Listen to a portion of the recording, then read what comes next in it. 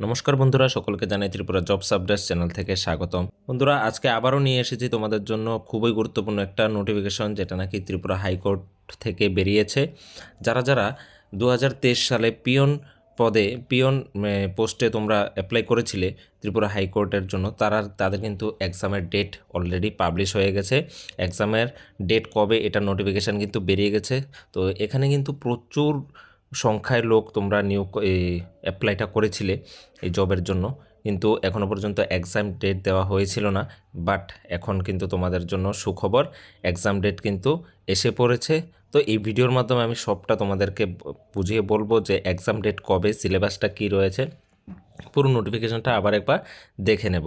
তো ভিডিওটা কোনোরকম স্কিপ না করে শেষ পর্যন্ত দেখতে থাকো, তোমাদের জন্য খুবই হেল্পফুল হবে। আর চ্যানেলে যদি নতুন হয়ে থাকো তাহলে চ্যানেলটিকে অবশ্যই সাবস্ক্রাইব করে একটি লাইক দিয়ে পাশে থাকবে। নোটিফিকেশানটা বেরিয়েছিল হাইকোর্ট অফ ত্রিপুরা থেকে। এটা 2023 সালের নোটিফিকেশান।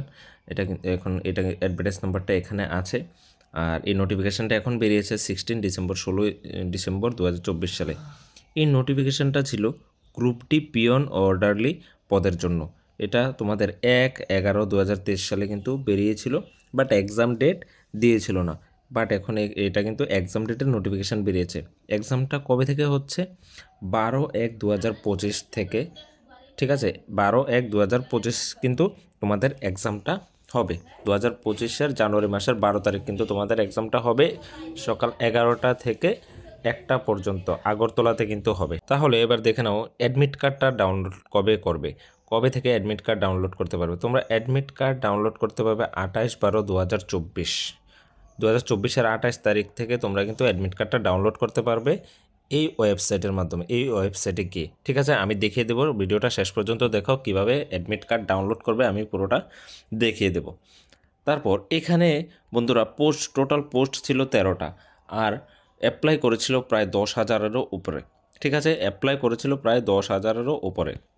তো যারা যারা সিলেক্ট হয়েছে তাদের নাম এখানে এই লিস্টের মধ্যে আছে, তাদের নামগুলো আছে। যারা যারা সিলেক্ট হয়েছে তারা কিন্তু যারা যারা এখানে অ্যাপ্লাই করেছো, এই পিডিএফের মাধ্যমে কিন্তু দেখবে তোমাদের নাম আছে কি না, কারা কারা এক্সামে বসতে পারবে। আর কিছু সংখ্যক আছে যারা যারা ক্যান্সেল হয়েছে, যাদের আবেদনটা বিভিন্ন কারণে, এটাও আমি বলবো কী কী কারণে ক্যান্সেল হয়েছে। বাট এগুলা হচ্ছে যারা যারা যারা সিলেক্ট হয়েছে এক্সামের জন্য তাদের। তো তোমরা অবশ্যই পিডিএফটা ওপেন করে কিন্তু দেখতে হবে তোমাদের নাম আছে কি না। আমি পিডিএফের লিঙ্কটা দিয়ে দেবো ডেসক্রিপশানে, তোমরা কিন্তু ডিটেলসে দেখে নেবে। এখানে কিন্তু কিছু কিছু সংখ্যক লোকের অ্যাপ্লিকেশন কিন্তু ক্যান্সেল হয়েছে।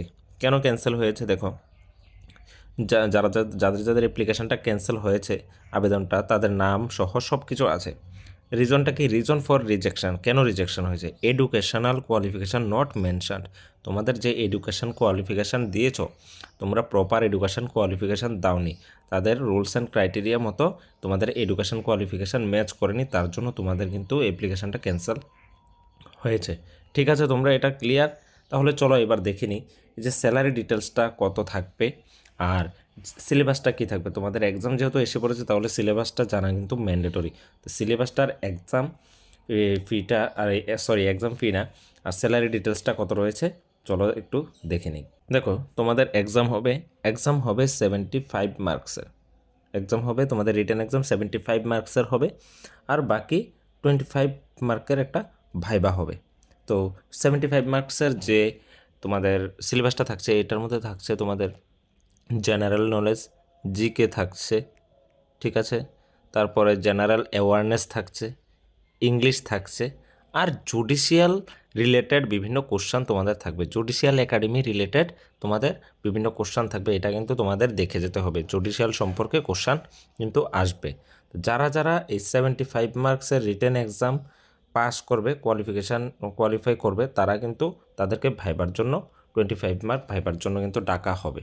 ঠিক আছে, আর স্যালারিটা রয়েছে তোমাদের একদম টোটাল, তোমাদের পার মান্থ স্যালারি গিয়ে পড়বে 22,855 টাকা করে। ঠিক আছে বন্ধুরা, 22,855 টাকা করে তোমাদের স্যালারিটা কিন্তু পার মান্থ তোমরা পেয়ে যাবে। তো আশা করি তোমাদের সবটা ব্যাপার ক্লিয়ার।